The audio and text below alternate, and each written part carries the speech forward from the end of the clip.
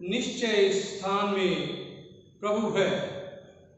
यह स्थान तो परमेश्वर के भवन को छोड़ और कुछ हो ही नहीं सकता, वरन ये स्वर्ग का द्वार ही होगा।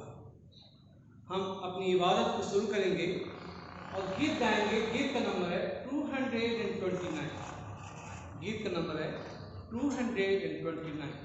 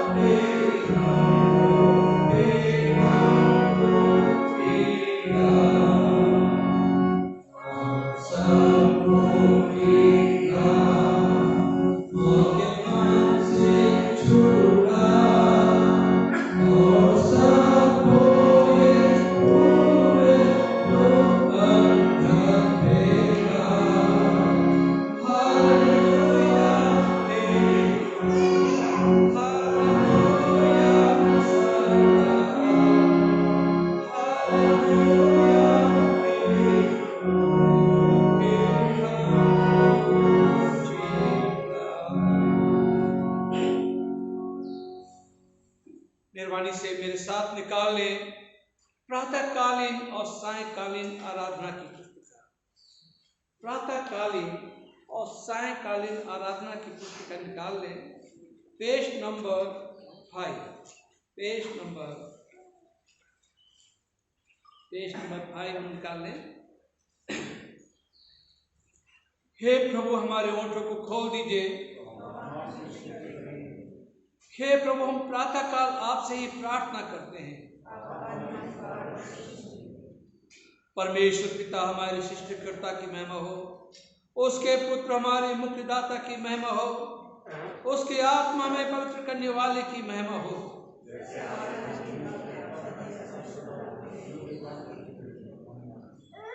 हे सर्वसामर्थी प्रभु परमेश्वर, आप पवित्र पवित्र हैं, इसलिए आपके सबसे ब्रह्मधाम में आपकी स्तुति हो। हम सब शक्तिमान परमेश्वर के सामने दीनता से अपने पापों को स्वीकार करें। हे परम पवित्र और परम दयावान परमेश्वर, हम मानते हैं कि अपने मन, वचन और कर्म से तथा भलाई न करने के कारण आपके विरुद्ध और एक दूसरे के विरुद्ध पाप किया है। इसलिए हम आपसे प्रार्थना करते हैं कि आप हम पर दया करें और हमारे पापों को क्षमा करें। आमीन। सब शक्तिमान और दयावान परमेश्वर हमारे सब पापों को क्षमा करे, उनसे वे छुटकारा दे, हमें अपने जीवन को सुधारने के लिए अनुग्रह दे और पवित्र आत्मा की प्रेरणा से हमें परिपूर्ण करे। मेहरबानी से घुटना टेक लें या बैठ जाएं और हम प्रार्थना करें।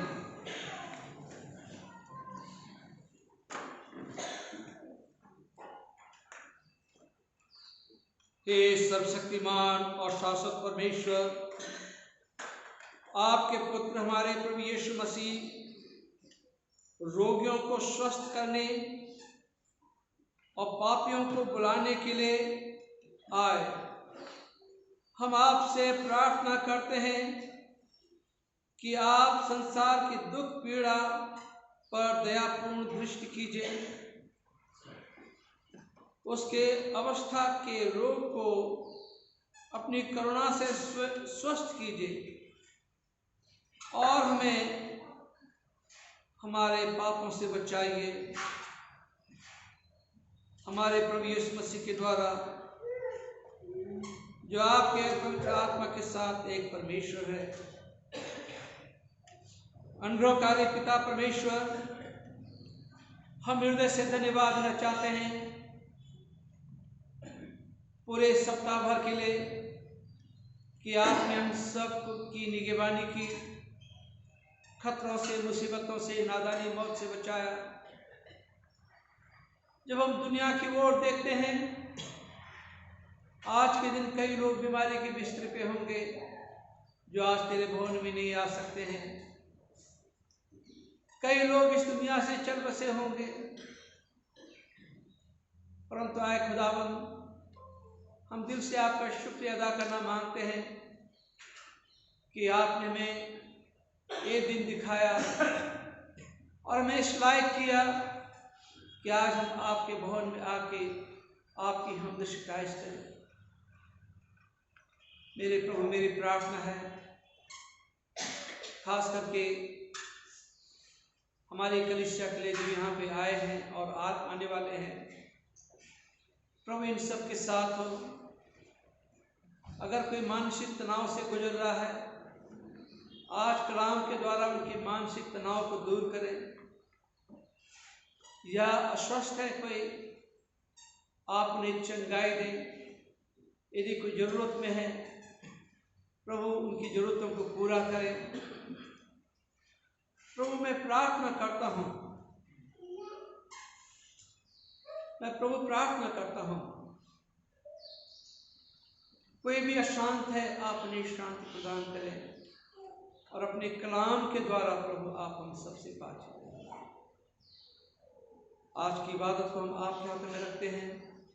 हमारा विश्वास है कि आप यहाँ पे उपस्थित हैं, आप हमारी दुआ को सुनेंगे और दुआ का जवाब भी देंगे। इस दुआ को सुना कबूल कर आपके बेटे प्रभु यीशु के नाम से मांगते हैं, आमीन। आज की थीम है, परमेश्वर ने अपने पुत्र प्रभु यीशु को इसलिए भेजा कि वो हमारी देह तथा आत्मा को स्वस्थ करे। और पुराने नियम से बाइबल का पाठ पढ़ा जाएगा।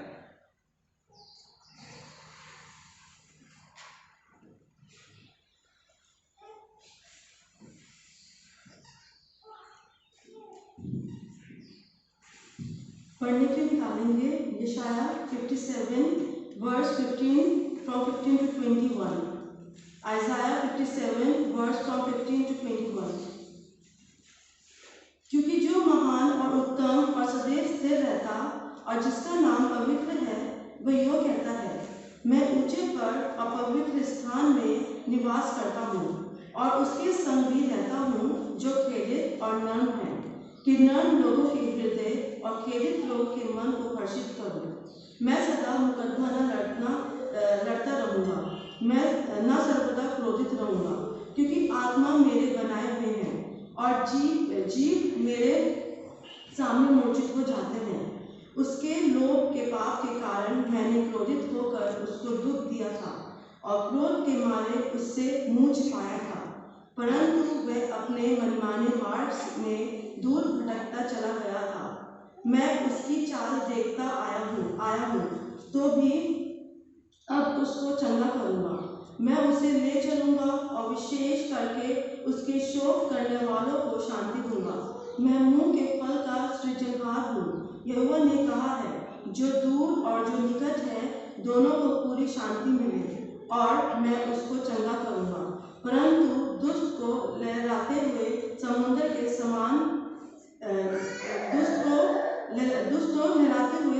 समान है, जो स्थिर नहीं रह सकता और उसका जल मैल और कीट उछलता है। दुष्टों के लिए शांति नहीं है। मेरे परमेश्वर का यही वचन है। परमेश्वर का धन्यवाद हो। बाइबल का दूसरा पाठ पढ़ा जाएगा।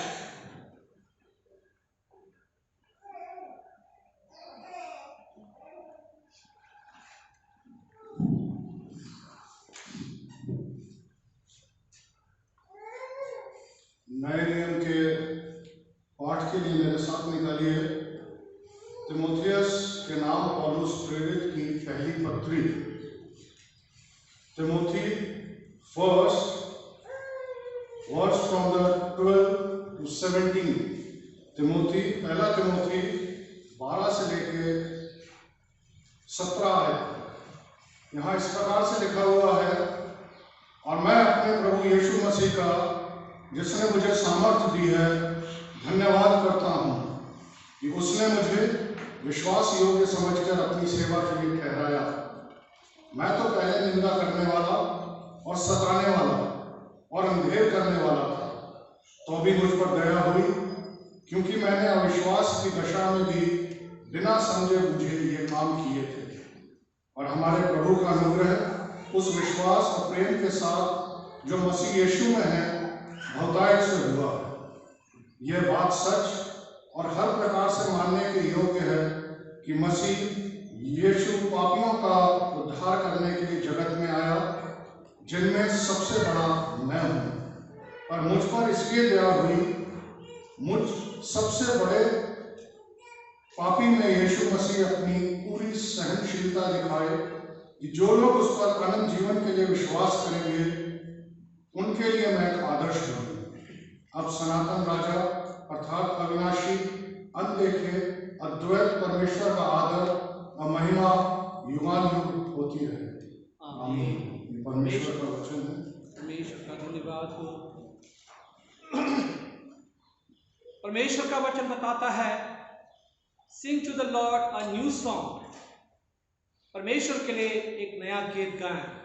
मैं जवानों से रिक्वेस्ट करूंगा, विनय करूंगा कि कृपया करके प्रेज एंड वर्शिप में हम सबकी अगुवाई करें।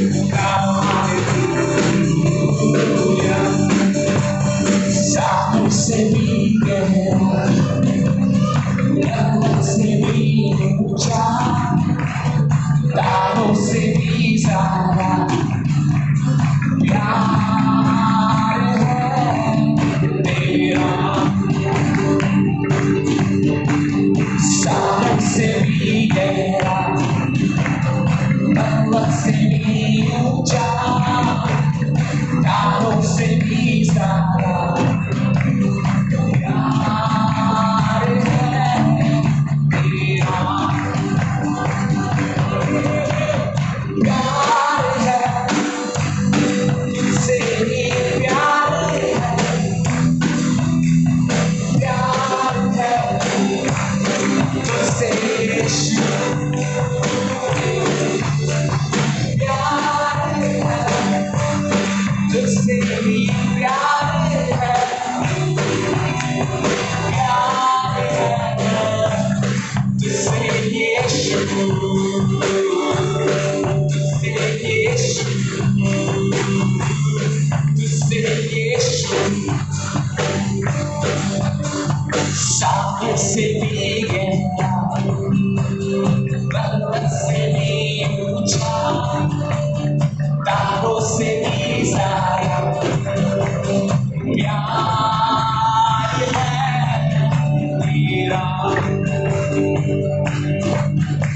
सागर से भी गहरा,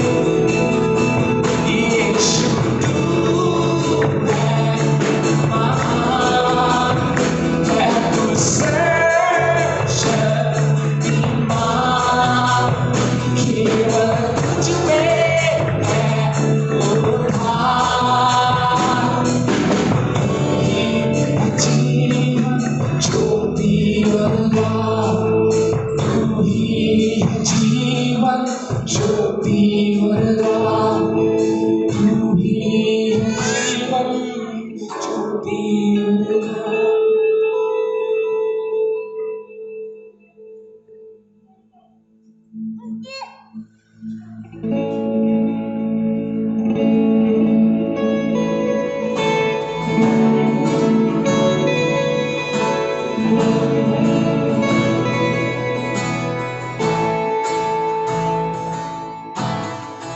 यीशु मसीह भरोसा मेरा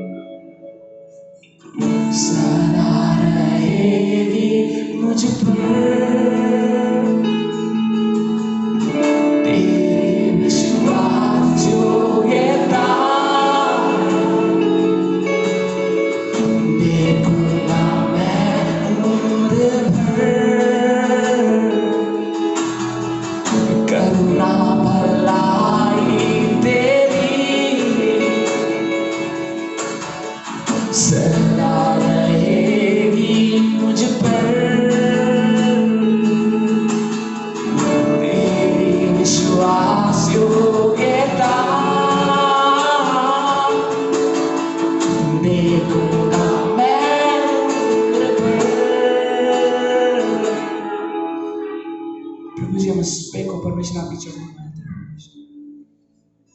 और हम ये कहना चाहते हैं परमेश्वर, you are a faithful faithful faithful God. तू विश्वास योग्य है प्रभु, तू विश्वास योग्य है प्रभु। तूने बहुत आसान कर दिया प्रभु हमारे लिए कि तूने कहा कि विश्वास करो। जब तुम प्रार्थना करो तुम विश्वास करो। तूने इतना आसान कर दिया प्रभु परमेश्वर। इस सुबह हम सब विश्वास के साथ तेरे पास आते हैं प्रभु। तेरा वचन कहता है, Praise be to the God and the Father of Lord Jesus Christ, who has blessed me with every spiritual blessing. हर एक स्वर्गीय आशीष से परमेश्वर तूने मुझे परिपूर्ण किया है प्रभु, और मैं ये विश्वास करता हूँ प्रभु तूने बहुत आसान कर दिया है प्रभु। तेरा वचन ये कहता है कि मैं तेरे साथ बैठा हूँ। I am on the throne with you Lord। परमेश्वर मैं धन्यवाद करता हूँ सुबह को परमेश्वर कि परमेश्वर तेरी आत्मा परमेश्वर में सिखाती है, पवित्र आत्मा में सिखाती है परमेश्वर हमें कैसे तेरे में आगे बढ़ना है परमेश्वर। धन्यवाद करते हैं प्रभु, और इस सुबह के लिए धन्यवाद करते हैं प्रभु कि हम तेरी आराधना करते हैं। जो भी लोग तेरे साथ आए हैं प्रभु उन सबको परमेश्वर ब्लेस करते हैं परमेश्वर, और परमेश्वर जो आज का भोजन है परमेश्वर हमें दीजिए प्रभु। परमेश्वर हमसे बातचीत कीजिए प्रभु। सब कुछ तेरे हाथ में सौंपते हैं। ये प्रार्थना आपके मेरे नाम यीशु मसीह के नाम से मांगते हैं। इंजील का पाठ लिया गया है मरकुस की इंजील उसका 2 अध्याय 13 पद से लेके 17 पद। Holy Gospel is found in Gospel according to Saint Mark, chapter 2, from verse 13 till verse 17। यहाँ इस प्रकार से लिखा हुआ है, फिर वो निकल कर झील के किनारे गया और सारी भीड़ उसके पास आई और उन्हें उपदेश देने लगा। जाते हुए उसने हलफई के पुत्र लेवी को चुंगी की चौकी पर बैठे देखा और उससे कहा, मेरे पीछे हो लो। और वो उठकर उसके पीछे हो लिया और वो उसके घर में भोजन करने बैठा। और बहुत से चुंगी लेने वाले और पापी यीशु और उसके चेलों के साथ भोजन करने बैठे, क्योंकि वो बहुत से थे और उसके पीछे हो लिए थे। और शास्त्रियों और फरीसियों ने देखकर कि वह तो पापियों और चुंगी लेने वालों के साथ भोजन कर रहा है, उसके चेलों ने उससे कहा, वो तो चुंगी लेने वालों और पापियों के साथ खाता पीता है। यीशु ने यह सुनकर उनसे कहा, भले चंगों को वैद्य की आवश्यकता नहीं परंतु बीमारों को है। मैं धर्मियों को नहीं परंतु पापियों को बुलाने आया हूं। ये प्रभु यीशु का सुसमाचार है। प्रभु यीशु तेरी जय। जमात मेहरबानी से घुटना टेक ले, ये बैठ जाएं, प्रार्थना करेंगे। अनरोकारी पिता परमेश्वर, हम इस समय आपके कदमों में आते हैं। मेरे प्रभु, जो हम थोड़े समय आपके कलाम के ऊपर में मनन करते हैं, प्रभु आप हम सबसे बातचीत अपने खादिम की ओठों को छू ले, ताकि एक एक शब्द निकलते हैं प्रभु वो आपकी ओर से हो, अनुग्रह से भरे हुए हो, और हम सब अपने वचन से तरोताजा करें। इस दुआ को मैं पिता, पुत्र और पवित्र आत्मा के नाम से मांगता हूँ, आमीन। आप सबको जय मसीह की। परमेश्वर आप सबको आशीषित करे, और मुझे उम्मीद है कि पूरे सप्ताह भर परमेश्वर ने आप लोगों की हिफाजत की, खतरों से, परेशानियों से आप सबको बचाया, और इसी का कारण है कि हम सब यहाँ पे परमेश्वर के भवन में उपस्थित हैं उसकी हमद सिताइश करने के लिए। जैसे कि भी अभी हमने पढ़ा कि यीशु जो है झील के किनारे गया। हमेशा प्रभु यीशु उस जगह पहुंच जाते थे जहां उन्हें परमेश्वर के राज्य के बारे में और लोगों की भलाई के बारे में वो बता सके। तो हमेशा यीशु जो है कभी पहाड़ पे, कभी समुद्र के किनारे। अब यहां पे समुद्र के किनारे जो था, ये आवाज जो है कैसी सुनाई देती होगी। और मैं पढ़ रहा था एक जगह कि उस जगह पे जहां यीशु प्रचार कर रहे थे उससे इको करती थी आवाज, और माइक का काम, माइक की भी जरूरत नहीं होती थी, और उस समय तो माइक थे ही नहीं, परंतु बहुत ज्यादा ऑडिबल हो जाते थे और लोग सुन पाते थे। वेरी अमेजिंग, बहुत ही अद्भुत बात है। और प्रभु यीशु ने उस जगह को चुना, परंतु उस जगह पे एक और भी बात थी। जैसे आजकल पखवाड़े लगते हैं कहीं बिजली का या कहीं किसी चीज का, ताकि लोग इजीली अपने टैक्स को या अपने बिल्स को वहां पे भर सके। यहाँ पे जो थे टैक्स कलेक्शन के लिए भी लोग समुद्र के किनारे अपने झोपड़ियों को लेके, तंबू को लेके लगा के वहां पे लोग टैक्स कलेक्ट करते थे। अच्छा, ये जो है मती जो था चुंगी लेने वाला, और बहुत सारे चुंगी लेने वाले थे वहां पे। अच्छा, उन दिनों में चुंगी लेने वालों का को बुरी नजर से, तुच्छ नजर से, नीची नजर से जाना जाता था। वह लोगों को लगता था कि टैक्स तो हमें खुदा को देना चाहिए, उसके अलावा हमें किसी को टैक्स नहीं देना चाहिए। और क्यों ये लोग इनसे नाराज रहते थे? क्योंकि ये लोग जो थे कभी कभी गलत तरीके से टैक्स को लेते थे, घूस के रूप में लेते थे। ये भी एक वजह थी कि लोग इनसे नाराज रहते थे और बड़ा चढ़ा के जो है इनके ऊपर टैक्स लिया जाता था। और लोग जो थे इन्हें इसीलिए बहुत नीची निगाह से देखते थे, just like a down trodden, पिछड़ी जात के लोग। और ये उस समय महिलाओं को भी जो है बहुत नीची निगाह से देखा जाता था।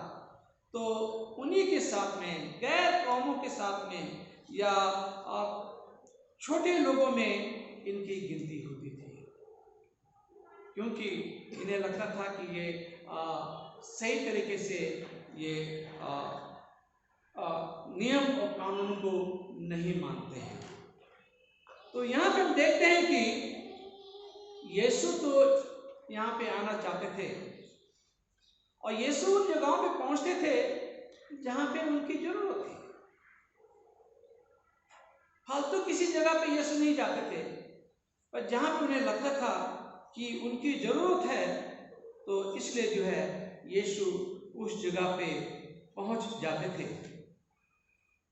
यहाँ पे हैं हलफई के पुत्र लेवी जो थे यहाँ पे थे, और लिवाइट खानदान का था, परंतु फिर भी जो है ये शायद वो यहूदी धर्म के नियम और कानूनों का ठीक से पालन नहीं करता था, या फिर ये फरीसी थे, याजक थे, इनके हिसाब से वो नहीं चलता था।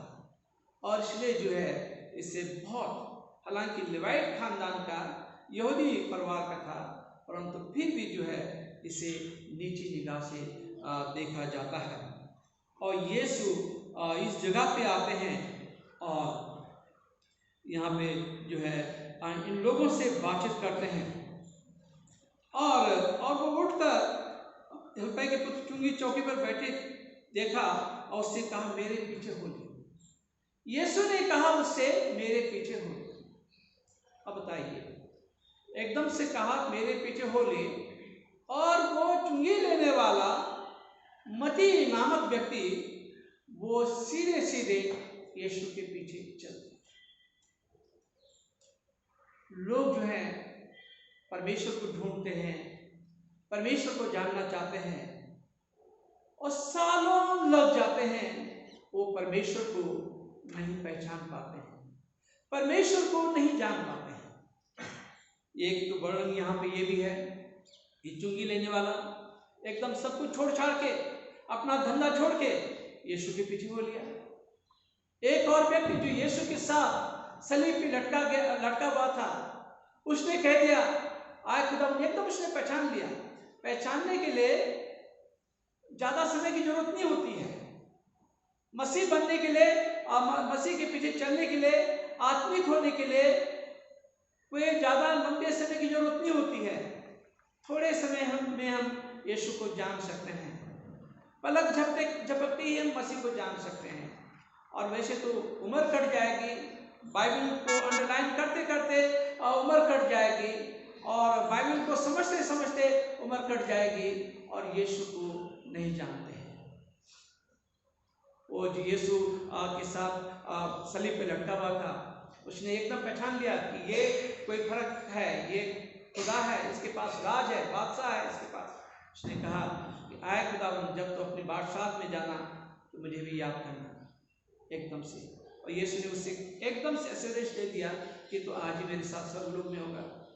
और यहाँ पे मत्ती को कह रहा कि चला, और वो सीधे सीधे यीशु के पीछे हो गए। हम लोग बचपन से यीशु के पीछे चल रहे हैं। संडे स्कूल में और कॉन्फर्मेशन की कैटेकिज्म क्लासेस होते हैं, और बचपन से वचन सुनते जा रहे हैं। क्या हम यीशु के पीछे चलते हैं? क्या हम याजक और फरीसियों की तरह हैं जो वचन को बहुत अच्छी तरह से जानते हैं? उन्होंने थीसिस भी लिख ली है, पीएचडी भी हासिल कर ली है, परंतु मसीह को नहीं जानते हैं। मसीह को जानने के लिए रिसर्च स्कॉलर होने की जरूरत नहीं है। बस आपकी आत्मा का मिलन जो है पवित्र आत्मा से होना चाहिए। बस समझ लीजिए कि आप खुदा को जान गए, यीशु को जान गए। और मत्ती ने एकदम से पहचान लिया कि ये जो है यीशु हैं, और यही मसीहा हैं जिनकी हमें तलाश है। हम यहाँ पे देखते हैं कि यीशु को कितना साबित करना है। यीशु ने जो है साबित किया, और उसने एक लकवे के मरीज को ठीक किया। उसने साबित कर दिया कि उसके पास पाप को क्षमा करने का अधिकार है। पाप को क्षमा करने का अधिकार है। उसके पास बीमारी के ऊपर अधिकार है, बीमारियों को से चंगाई दे सकता है, पाप को क्षमा कर सकता है। हमें यीशु के जीवन से भी सीखने को मिलता है कि माफी सिर्फ यीशु में ही हमें मिल सकती है। और जो यीशु पे विश्वास करने वाले लोग हैं, सच में दिल से विश्वास करने वाले लोग हैं, उन्हें मालूम है कि हमें कैसा माफ करना है। हमें जिंदगी भर हम चर्च आते हैं, बाइबल पढ़ते हैं जीवन भर, और हम दूसरों को माफ नहीं कर पाते हैं। लोगों की छोटी छोटी गलतियां होती हैं, उन्हें हम माफ नहीं कर पाते हैं, और हम चाहते हैं कि हमारी बड़ी बड़ी गलतियों को खुदा जो है माफ करे, है ना। लोगों के लिए हमारे मन में ग्रज होता है, लोगों को हम ऊपर उठते नहीं देख सकते हैं। यदि कहीं हम किसी ऑफिस में हैं या किसी लायक हैं, तब उस इंसान को जो हमारे जिनके हम खिलाफत में हैं, तो हम उनको उनका लेग पुल डाउन करते हैं, उनको नीचे दबा देते हैं, उनको आगे नहीं उठने देते हैं, क्योंकि हमें माफ करना हमने सीखा नहीं। इसका मतलब है माफ अगर नहीं करते हैं, इसका मतलब है हमने मसीह को नहीं जाना, मसीह को नहीं पहचाना। माफी वही कर सकता है जो सचमुच में मसीह को जानता है। जिसने मसीह को पाया है वही माफ कर सकता है। न जाने आप चाहे कितने बड़े से बड़े काम कर दें, परंतु अगर माफ नहीं किया तो सब कुछ बेकार है। माफी सिर्फ खुदावंद यीशु मसीह में है। वो जैसे हमारे अपराधों को क्षमा करता है, हम उम्मीद करते हैं कि हमारे अपराधों को यीशु क्षमा करे, तो हमें भी लोगों को माफ कर देना चाहिए। अच्छा, और माफी जो है ये परमेश्वर तक का रास्ता है, path to God.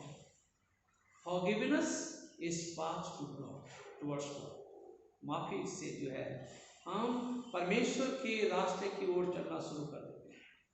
अगर माफ नहीं करते हैं तो इसका मतलब है कि हम जो है परमेश्वर के रास्ते पे चल ही रहे हैं, हम पता नहीं कौन से रास्ते पे चल रहे हैं और भटक जाएंगे, गलत चले जाएंगे। इसलिए माफी जो है ये होती है कि हम परमेश्वर के रास्ते पे चल रहे हैं। हम परमेश्वर को कैसे मिल सकते हैं? हम सब परमेश्वर को मिलना चाहते हैं, चाहे किसी भी धर्म का क्यों ना हो, किसी भी जाति का कोई क्यों ना हो, किसी भी मुल्क का कोई क्यों ना हो, हर एक इंसान परमेश्वर को मिलना चाहता है। और वर्ल्ड के रिलीजन जो हैं, पूरी दुनिया के धर्म जो हैं, कई धर्म हैं और उन धर्मों के लोग जो हैं फर्क फर्क रास्ते बताते हैं और प्रिस्क्राइब करते हैं कि हमें कैसे हम जो हैं परमेश्वर के रास्ते पे चल सकते हैं।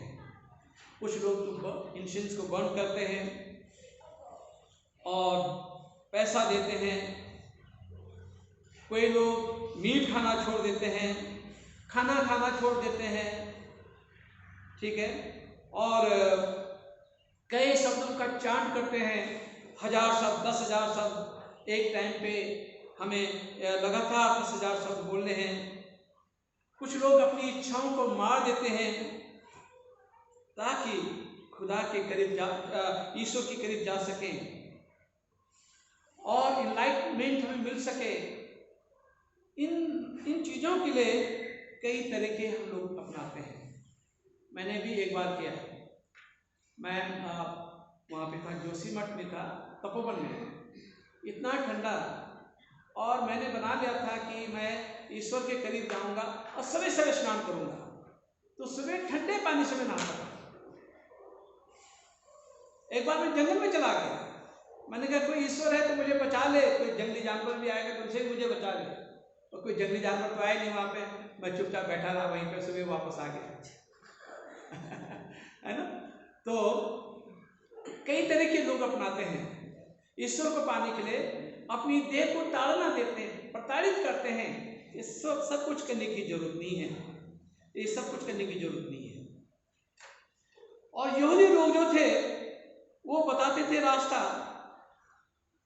मूसा ने जो नियम कानून दिए हैं, 5 बुक ऑफ पेंटाटुक, पहली 5 किताबें जो बाइबल की हैं, उनको अगर मान लेंगे तो खुदा के रास्ते पे चल देंगे। परंतु कौन मान सकता था उन बातों को? कोई भी नहीं मान पाता था जो नियम कानून उसमें थे। तो लोग जो है ऐसे नियम कानून को बताते हैं, रास्ता बड़ा कठिन कर लेते हैं। परंतु but Jesus shows us that this is impossible, और यीशु हमें बताता है कि ये सब मुश्किल है लोगों के लिए, बिकॉज ऑफ सिन, पाप के कारण जो है हम नियम कानूनों को भी नहीं मानते हैं, पहली 5 किताबों की बातों को हम नहीं मानते हैं। Even the Jew acknowledges who can forgive sins, but God alone. और यहूदी लोगों ने भी इस बात को माना कि सिर्फ जो है पापों की क्षमा जो है सिर्फ खुदा दे सकता है, गॉड दे सकता है, और कोई नहीं दे सकता है। इसलिए परमेश्वर के पास आने की जरूरत है। माफी जो पापों से माफी सिर्फ यीशु मसीह में हमें मिलती है। एंड इस रिक्वायरमेंट से सिंपल, उनके जो यीशु की जो रिक्वायरमेंट है बहुत ही साधारण है, बड़ी लंबी चौड़ी रिक्वायरमेंट उनकी नहीं है, बड़ी साधारण है। Look to him and trust him, उसकी ओर देखें, उस पर भरोसा करें। लेवी ने क्या किया, मती ने क्या किया कि ये उसने यीशु की ओर देखा, यीशु ने कहा मेरे पीछे हो ले, और सीधा यीशु के पीछे हो ले। कई लोग हैं यीशु पे विश्वास कर लेते हैं, यीशु की ओर देखते हैं, यीशु के पीछे चल लेते हैं।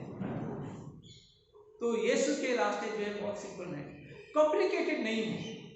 हमारा यीशु जो है कॉम्प्लिकेटेड नहीं, वो चाहता है कि सिर्फ आप उसे देखें, उस पर विश्वास करें, उसके पीछे चलें। So he is the way to God, और यीशु ही जो है परमेश्वर के लिए रास्ता है। He is the way to God. वो परमेश्वर ही जो है रास्ता है। To know Jesus is to know God. सबको ये समझ लेना चाहिए कि यीशु को जानने का मतलब है कि आप खुदा को जानें। यीशु को जानने का मतलब है कि आपने खुदा को जान लिया। इन ऑल द रिलीजन्स, जितने भी धर्म हैं, जूडिज्म और जितने और भी धर्म हैं, वह है उनके लिए अनअटेनेबल है। हम पा नहीं सकते, ईश्वर को पा नहीं सकते हैं, बहुत मुश्किल है। Even in Hinduism you cannot be assured of enlightenment until after you die। मालूम ही नहीं है मरने के बाद भी कि क्या होगा, ठीक है, और हम ईश्वर को मिल पाएंगे या नहीं मिल पाएंगे। और रिलीजन है जितने हैं ये बताते हैं कि it is very far, God is very far, और हम उसे नहीं समझ सकते हैं, हम उसे नहीं समझ सकते हैं। परंतु मसीह धर्म में, मसीहत में we see that God welcomes sin। मसीह में जो है मसीह जो है हमें गुनाहगारों को बुलाता है। और ये खास पद था जिसने मेरे जीवन को बदल दिया, वो ये था दूसरा अध्याय के 17 पद में, यीशु ने सुनकर उनसे कहा, भले चंगों को वैद्य की आवश्यकता नहीं परंतु बीमारों को है। मैं धर्मियों को नहीं परंतु पापियों को बुलाने आया हूँ। इस वचन ने मेरे जीवन का को बदला, और आज जो मैं आपके सामने खड़ा हूँ ये पद है जिसने मुझे यहाँ पे खड़ा किया। मुझे शौक था ऐसे कॉरेस्पॉन्डेंस करने का, कोई भी कुछ एड्रेस मिलता था मुझे और मैं लिख देता था, और कुछ किताबें आना शुरू कर देते थे, यहाँ तक ब्रह्मा कुमारी और क्या क्या। मैंने क्रिश्चियनिटी की भी किताब यहाँ जीवन ज्योति मसूरी में एक वो था, कॉरेस्पॉन्डेंस सेंटर था, तो मैंने लिख दिया था। किसी ने मुझे पर्चा दिया था तो मैंने भर दिया, मुझे यूथ कैंप में बुला दिया। एक एमपी से सागर से गैब्रियल मसीह करके प्रीचर आए हुए थे, तो जब वो बता रहे थे हम सुन रहे थे, तो उन्होंने इस सब पे कुछ बातचीत की। उन्होंने कहा, हिंदू धर्म में लिखा हुआ है, मैं पापियों का विनाश और साधु पुरुषों का उद्धार करने के लिए आया हूँ। यदाय धनुष्या निपलाने बहुभारता। जब सृष्टि में धर्म की हानि होती है तब मैं पापियों का विनाश करने के लिए और साधु पुरुषों का उद्धार करने के लिए आया हूँ। परंतु ये मरकुस 2:17 में लिखा हुआ है कि मैं पापियों को, भले चंगों के लिए नहीं परंतु पापियों को बचाने के लिए। तो मैंने कहा, भाई आप अपने धर्म के बारे में बताइए जो बताना है, परंतु मेरे धर्म के बारे में आपको बताने का कोई हक नहीं, बोलने का कोई हक नहीं है। और मैं बहुत गुस्सा हो गया, मुझसे वहाँ से उठ गया मैं, परंतु मैं बड़ा बेचैन हो गया। तो फिर मैंने उनसे कहा कि मैंने कहा आपकी बातों से मुझे बड़ी बेचैनी हो रही है, क्या चक्कर है, आपने क्या जादू मंत्र कर दिया, क्या क्या आपने? तो कहने लगा कि पवित्र आत्मा का काम आपके जीवन में हो रहा है। मैंने कहा कैसे ही पवित्र आत्मा का काम हो रहा है, मैं बेचैन हो रहा हूँ। तो कहने लगे कि क्या आप साधु पुरुष हैं, कि आप अगर बच गए, क्या आप धर्मी हैं, क्या आपने कोई गुनाह नहीं किया? मैंने कहा मैंने तो किसी को मारा भी नहीं है, किसी की चोरी भी नहीं की, कोई बुरा नहीं किया, मैं कहाँ पापी हूँ? कहने लगे कि परंतु और कुछ? मैंने छोटी मोटी बातें की होंगी। कहने लगे छोटी मोटी बातें हो चाहे कोई हो, पाप तो पाप ही होता है।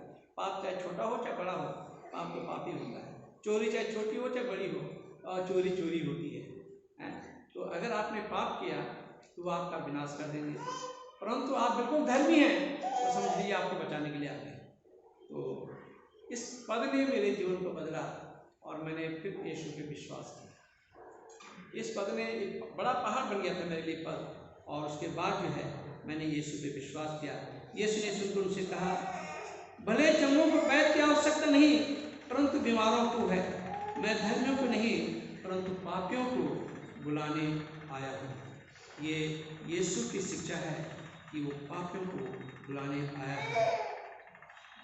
Jesus shows us that God welcomes sinner। खुदा जो है पापियों को निमंत्रण देता है। और अभी हमने 14 पद में पढ़ा कि लेवी को जो है यीशु बुलाता है, अपने पास बुलाता है। जो टैक्स कलेक्टर था, जिसे पापी माना जाता था, गुनाहगार माना जाता था, ऐसे इंसान को जो है यीशु ने अपने पास बुलाया। Jesus and his mission. Jesus tells his critics that he is like a doctor. He is treating the sick and trying to help them to get well. What kind of a doctor refuses to help sick people? कौन सा ऐसा doctor है जो बीमारी का इलाज करने के लिए मना कर देता है, और जो मना कर देता है वो डॉक्टर नहीं है, बिल्कुल भी डॉक्टर नहीं है। और यीशु जो है बीमारी का इलाज करने के लिए आया है। तो जो बीमार हैं यीशु के पास आते हैं, जो पापी हैं यीशु के पास आते हैं और अपना इलाज कर लेते हैं और वो ठीक भी हो जाते हैं। परंतु जो इलाज नहीं करते हैं वो बीमारी लेते हैं। तो यीशु वो डॉक्टर हैं जो पाप की बीमारी को ठीक कर देता है, जिसे कोई भी डॉक्टर ठीक नहीं कर सकता है। उस बीमारी को डॉक्टर यीशु जो हैं ठीक कर देते हैं। His message was not for good people, but for those who are bad. अच्छे लोगों के लिए उनका ये संदेश नहीं था। जो भले चंगे हैं उन्हें डॉक्टर की क्या जरूरत है, परंतु जो बीमार हैं उनको जरूरत है। जो धर्मी है उनको यीशु की क्या जरूरत है, परंतु जो समझते हैं कि मैं पापी हूँ, गुनाहगार हूँ, यीशु की जरूरत उनको है। हम इससे कितने कह सकते हैं कि बहुत ज़्यादा धर्मी हैं, हम धर्मी हैं, है ना? बाइबल के हाथ में पकड़ने से या चोंगा पहनने से या कहीं पे बड़ी दुआ करने से हम धर्मी नहीं हो जाते हैं। धर्मी का मतलब है कि हमने अपने संबंध को यीशु के साथ अच्छा कर लिया, यीशु के साथ अच्छा कर लिया। तो यीशु जो है अच्छे लोगों के लिए नहीं है। अगर आप अपने आप को अच्छा समझ रहे हैं तो यीशु आपके लिए नहीं है। आप बहुत अच्छा और बहुत धर्मी समझ रहे हैं तो यीशु आपके लिए नहीं है, परंतु हम गुनाहगारों के लिए हैं। तुम गुनाहगार हैं और छोटी गलतियां कुछ, और जब तक हम ह्यूमन बीइंग रहेंगे तब तक हमसे कुछ ना कुछ गलतियां होती रहेंगी। चाहे पादरी हो, चाहे बिशप हो, चाहे आम लेमैन हो, कुछ ना कुछ गलतियां हमसे होती रहेंगी।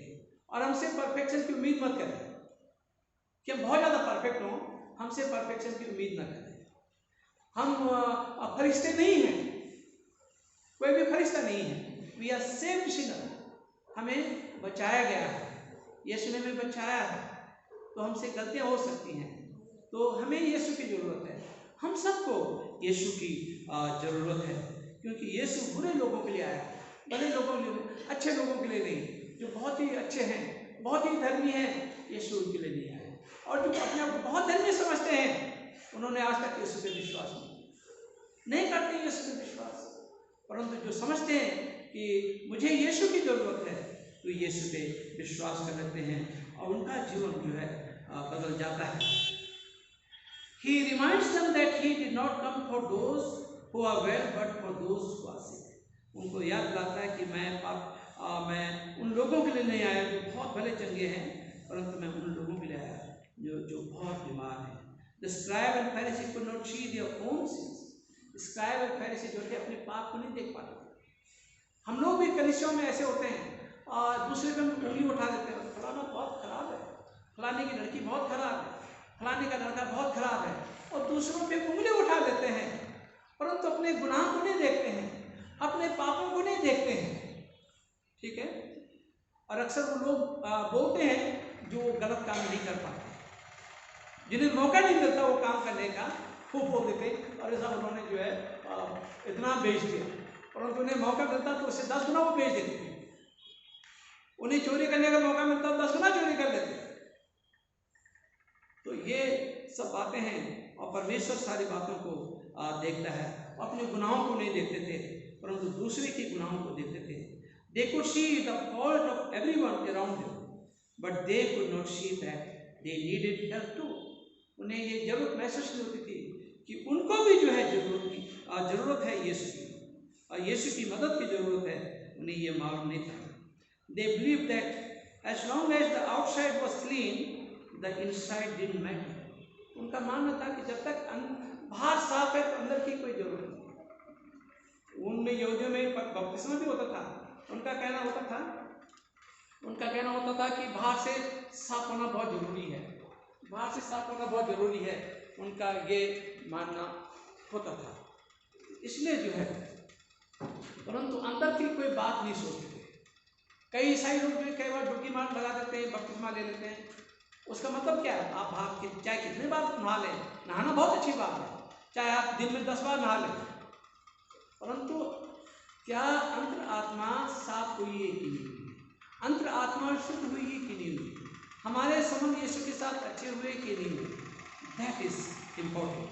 वो इस बात को नहीं देखते थे। They believed that their religious activities was enough to guarantee their salvation. Again, they were dead wrong. वो सोचते थे हमारे धार्मिक कार्यकलाप जो है वो काफी हैं ईश्वर तक पहुंचने के लिए, परंतु वो गलत थे। They needed to be saved just like Levi. उन्हें भी उद्धार पाने की जरूरत थी, जैसे लेवाइट मैथ्यू मत्ती को जरूरत थी, वैसे ही उसको भी जरूरत है। आज हमें भी उतनी ही जरूरत है यीशु की, और उद्धार पाने की उतनी जरूरत हमें जितनी जो है लेवी को जरूरत थी। दूसरे गुनाहगार को जितनी जरूरत है, एक हिंदू को जितनी जरूरत है, एक मुस्लिम को जितना जरूर है, जितनी एक सिख को जरूरत है, उतनी ही जरूरत हमें भी है कि हम उद्धार प्राप्त करें। यीशु को की जरूरत हमें है। इसलिए हम किसी का न्याय न करें, किसी की उंगली न करें, क्योंकि जब हम किसी को एक उंगली दिखाते हैं तो 4 उंगली हमारी तरफ उठाते हैं। इसका मतलब है कि हम उनसे ज़्यादा कई गुना गुनाहगार। तो यीशु ने सिखाया, कहा कि यीशु ने सुनकर उनसे कहा, भले चंगों को वैद्य की आवश्यकता नहीं, परंतु बीमारों को है। मैं धर्मियों को नहीं, परंतु पापियों को बुलाने आया। Our God is a compassionate God. He is loving God. He cares for us. हमारी चिंता करता है। वो चाहता है कि जितने उसके वचन को सुने, उसे माने और अपने संबंधों को उसके साथ जोड़ें। दुनिया की कोई धार्मिक एक्टिविटी जो है हमें खुदा के करीब नहीं ला सकती। खुदा के करीब हमें वचन ला सकता है, और वचन के संग चलते हुए हमें खुदा के करीब लाया जा सकता है। हम अपने आंखों को बंद करेंगे और प्रार्थना करेंगे। प्रभु यीशु, हम इस समय आपके कदमों में आते हैं और धन्यवाद देना चाहते हैं कि आप पापियों, धर्मियों को नहीं परंतु पापियों को बुलाने के लिए आए हैं, बचाने के लिए आए हैं। हम धन्यवाद देना चाहते हैं पिता आपके इस प्यार के लिए। अगर आप में आए होते तो हमारा क्या होता, और कितने लोग जो है नरक में जाते हैं, परंतु आज क्योंकि आप आए, इस दुनिया में आए हैं, और आपने कितने लोगों को स्वर्ग का रास्ता बता दिया, कितने लोगों को उद्धार प्रभु आपने दे दिया, और आपके अपने बन गए, आपके साथ संबंध अच्छे हो गए। हम दिल से प्रभु आपके बारे में, जितने हम लोग यहाँ पे हैं, यदि हमें से कोई ऐसा है कि जो बाह्य कार्य बातों में ध्यान रखते थे और अंदर की बातों पे ध्यान नहीं रखते थे, होने दे प्रभु कि हम अंदर की बातों पे ध्यान रखें, अंदर की साफ सफाई पे ध्यान रखें, और अपने संबंध आपके साथ अच्छे कर सकें। हम अपने आप को, अपने जीवनों को प्रभु आपके हाथ में सौंपते हैं। इस दुआ को सुना कबूल कर आपके बेटे प्रभु यीशु के नाम से मांगते हैं, आमीन। जमात की मेहरबानी सब जगह पर खड़े हो जाएं।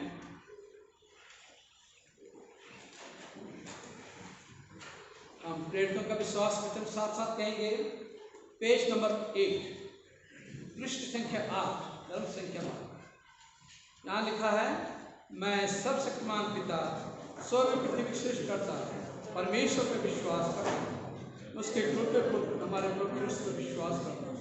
वो पवित्र आत्मा के सामर्थ्य से जन्मे आया, कुंवारी मरियम से जन्मे, उन्होंने 35 वर्ष के साथ संतुष्ट होगा, वो क्रूस पर चढ़ाए गए, मारे गाड़े गए, मृतकों के लोक में उतरे, तीसरे दिन वो जी उठे, स्वर्ग पर चढ़ गए, पिता के दैन्य पर विराजमान हुए, वो जीवित और मृतकों को न्याय करने के लिए उठाए।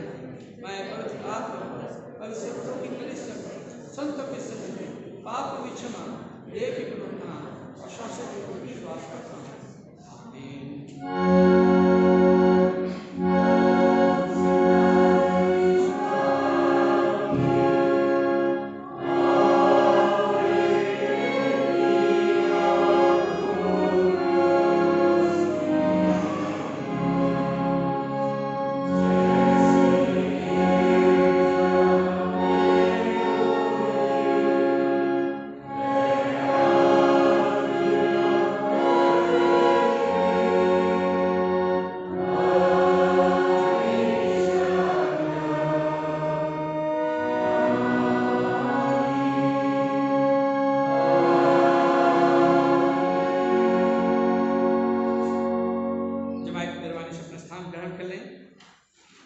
मैं फिर से आपका इस इबादत में स्वागत करता हूँ।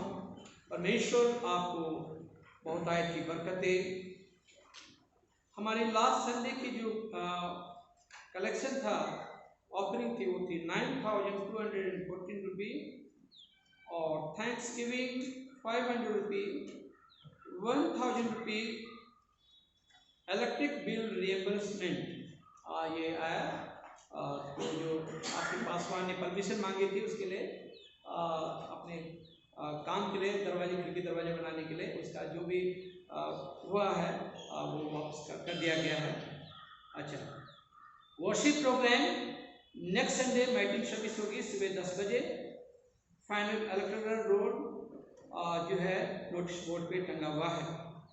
मैं रिक्वेस्ट करूंगा जो हमारे चर्च के सेक्रेटरी हैं, क्योंकि पास्टेट के जो हैं इलेक्शन होने हैं, वो थोड़ा अगर बता दें बड़ी मेहरबानी होगी। पास्टेट के सेक्रेटरी हैं हमारे, और पास्टेट के इलेक्शन के बारे में वो थोड़ा बताएंगे चंद शब्दों में। आप सभी को जय मसीह की। मैं स्टीफन सिंह, चर्च सेक्रेटरी, आप सबका एक बार से फिर से आराधना में स्वागत करता हूं। जैसा कि आप जानते हैं, हर वर्ष जनवरी के माह से हमारी पास्टेट कमेटी के जो इलेक्शन का प्रोसीजर है वो शुरू हो जाता है। और जैसे कि हमारे कम्युनिकेंट मेंबर जो टोटल है, उसके आधार पर हमारा जो चर्च का पास्टेट कमेटी मेंबर्स का रेशियो है वो 12 सीट्स हमें मिली हैं। और इन 12 सीट्स में 1/3 जो है वो अदर जेंडर, जो भी मेजोरिटी में है उसका अदर जेंडर जो है उसका 1/3 होता है, और 1 सीट यूथ की रिजर्व होती है। तो जैसा कि हमारा जो ये प्रोसेस शुरू से ऐसा चल रहा है कि हर साल कुछ मेंबर्स का टर्म जो है, क्योंकि उनका टर्म 3 साल का होता है, और कुछ मेंबर्स का टर्म जो है वो पूरा होता है, और जितनी सीट खाली होती है उस पर इलेक्शन के थ्रू, उसके माध्यम से उन सीट को भरा जाता है। तो इस वर्ष भी प्रत्येक वर्ष की भांति 4 सीट खाली है, और जिसमें कि 1 सीट महिला के लिए रिजर्व है और 1 सीट यूथ के लिए रिजर्व है। 2 जनरल सीट हैं। जैसा कि आप जानते हैं कि वो कोई भी व्यक्ति जो हमारे चर्च का कम्युनिकेंट मेंबर है और उसका टाइम टू टाइम प्लेज जमा होता है, इन शॉर्ट जिसका नाम इलेक्ट्रोल में लगा हो, फाइनल इलेक्ट्रोल आज लगा दिया गया है। पीछे 2 हफ्ते पहले से ये प्रोसेस शुरू हो गया था। पहले प्रोविजनल लिस्ट, प्रोविजनल इलेक्ट्रोल लगा दिया गया था। पास्टेट कमेटी की मीटिंग में एक पूरा इलेक्शन का शेड्यूल डिसाइड कर लिया गया है। सभी बातों पे विचार विमर्श करते हुए नियमानुसार जो कार्रवाई हुई है वो आपके सामने है। 7 तारीख को यहाँ पे अपडेट करके फिर से प्रोविजनल इलेक्ट्रोल लगाया गया था, और तब बोला भी गया था, भाई साहब लगातार अनाउंस कर रहे हैं कि जिस किसी को भी अगर इसमें कोई शिकायत है, कुछ कहना है, कुछ चेंज कराना है, वो कह सकता है। तो 7 तारीख तक जितनी भी बातें आई थी, उसके बाद आज फाइनल इलेक्ट्रोल यहाँ पे लगा दिया गया है। ये फाइनल इलेक्ट्रोल 3 सप्ताह यहाँ पे रहेगा, और आज से जो नियमानुसार है, आज से नॉमिनेशन फॉर्म भी इनवाइट किए जाएंगे। तो कोई भी व्यक्ति जिसका नाम इलेक्ट्रोल में है वो इस सीट पे अगर आना चाहता है तो वो फॉर्म भर सकता है। विशेष तौर से मैं यूथ की सीट के लिए मैं थोड़ा स्पष्ट कर दूं। यूथ के लिए कोई भी ऐसा यूथ लड़का या लड़की कुछ भी हो सकता है, या मैरिड अनमैरिड कुछ भी हो सकता है, ऐसा कुछ नहीं है नियमों में। उसकी उम्र जो है वो 18 से 30 वर्ष होनी चाहिए। उसका अपना प्लेज जमा होना चाहिए टाइमली। इन शॉर्ट उसका नाम फाइनल इलेक्ट्रोल में होना चाहिए। तो ये हमारा 3 सप्ताह तक चलेगा, और उसके पश्चात 4 तारीख तक जो है वो लास्ट डेट होगी नॉमिनेशन फॉर्म की। और विड्रॉल जो कर सकते हैं अपने, जिन्होंने भरा है, और अगर वो चाहते हैं कि शायद हमें नहीं भरना चाहिए था या कुछ ऐसा, तो वो 13 तारीख तक अपना नाम विड्रॉ कर सकते हैं। 14 तारीख को पास्टेट कमेटी की मीटिंग में उन सभी फॉर्म को स्क्रूटनी करा जाएगा। नियमानुसार देखा जाएगा कि सभी फॉर्म सही हो, सभी के नाम सही हो।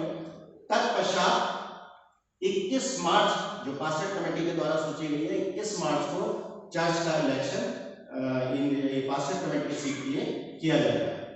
ये बताना इसलिए जरूरी था कि बहुत से नियम के बारे में आप कुछ लोगों को थोड़े डाउट्स होते हैं, संदेह होते हैं। फिर भी अगर आपके कोई डाउट हो, कोई जिज्ञासा हो, तो आप पादी साहब या मेरे से अपनी क्वेरीज को क्लियर कर सकते हैं। Thank you very much Mister Stephen. अगर किसी का बर्थडे या वेडिंग एनिवर्सरी है हफ्ते के दौरान और वो चाहते हैं कि उनके लिए दुआ हो, तो आप आगे आ सकते हैं, मैं आपके लिए दुआ करूँगा। बर्थडे या वेडिंग एनिवर्सरी किसी की अगर है, ओके, नहीं है, हम प्रार्थना करें उन लोगों के लिए जो बीमार हैं हमारी कलीसिया में। मिस्टर जेम्स बरकत मसीह, बिशा चौहान अलीगढ़ से हैं, ये इन्हें ब्लड कैंसर है, इनके लिए प्रार्थना करें। और मिस्टर रेवरेंड सतीश ज्ञान के परिवार के लिए प्रार्थना करें और ताकि खुदावंद उन्हें तसल्ली दें। मिसिस नल्ली सरकार को बराबर प्रार्थना में याद रखें। मिस्टर मिसिस ग्रीन को हम प्रार्थना में याद रखें। मिसिस रीमा कैलेंडर ये बरेली से हैं और इनके लिए भी हम बराबर प्रार्थना करें। मिसिस थेलमा लाल कौनपुर के जो मीनाक्षी नाथ के मम्मी हैं और वो बेहतर हो गई हैं। उन्होंने कहा कि फादर साहब थैंक यू कह दीजिए आप सब के लिए जिन्होंने दुआ की है उनके लिए, और परमेश्वर का धन्यवाद हो कि वो बेहतर हो गई हैं। और डॉक्टर हीरालाल के लिए हम बराबर प्रार्थना करें, वो काफ़ी कमज़ोर हैं अभी भी, उनके लिए हम प्रार्थना करें। सीनियर मिस्टर डे को भी हम बराबर अपनी प्रार्थना में याद रखें। मिस्टर नोएल बागे और जितने भी हमारे बुजुर्ग लोग हैं उन सबको हम अपनी प्रार्थना में याद रखें। जवानों को अपनी प्रार्थना में याद रखें। जितनी आर्म फोर्सेस हैं बॉर्डर एरिया में काम कर रहे हैं, इस ठंड के दौरान भी काम कर रहे हैं, उनके लिए भी हम प्रार्थना करें। अपने मुल्क के लिए हम प्रार्थना करें और हम प्रार्थना करें और जो वैक्सीन लोगों को दी जा रही है वो सफलतापूर्वक दी जाए और उसकी कोई गलत सिम्टम ना हो, लोगों को चंगाई मिले, उससे रोकथाम हो जाए, इसके लिए बराबर हम प्रार्थना करें। अपने देश के हाकिमों के लिए भी हम प्रार्थना करें। प्रेसिडेंट मिस्टर राम नाथ कोविंद के लिए हम प्रार्थना करें। प्राइम मिनिस्टर के लिए मिस्टर नरेंद्र मोदी के लिए प्रार्थना करें। हमारे चीफ मिनिस्टर हैं त्रिवेंद्र सिंह रावत के लिए हम प्रार्थना करें। हमारे गवर्नर हैं यहाँ पे, और अपने जो हमारे बिशप साहब हैं right reverend doctor Prem Prakash साबिल जो हैं उनके लिए हम प्रार्थना करें। और जो मॉडरेटर हैं और CSR के हैं या मार्थमा के हैं उन सबको हम अपनी प्रार्थना में याद करेंगे। तो प्रार्थना में जाने से पहले मैं चाहूँगा कि हम लोग जो है आज का हदिया दे दें और ये गीत गाएं, उसके बाद एक साथ ही प्रार्थना कर लेंगे। गीत है 120 नंबर, हिंदी की गीत की किताब में गीत का नंबर है 120।